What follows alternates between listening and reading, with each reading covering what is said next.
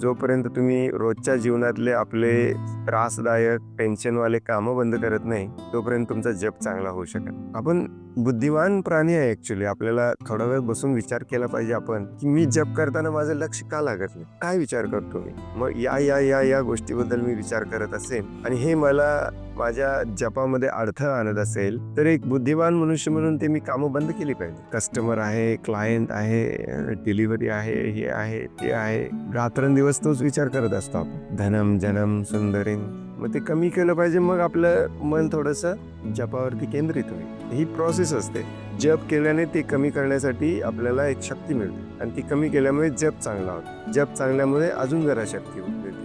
अजून जरा कमी केलं पाहिजे आणि ते अजून कमी केल्यानंतर अजून जप चांगला होतो. असं करत करत करत आपल्या भौतिक जगातली भौतिक कामं, भौतिक आसक्ती, भौतिक एन्टँगलमेंट, गुंतागुंत सगळी बंद केली की मग जप 100% चांगला.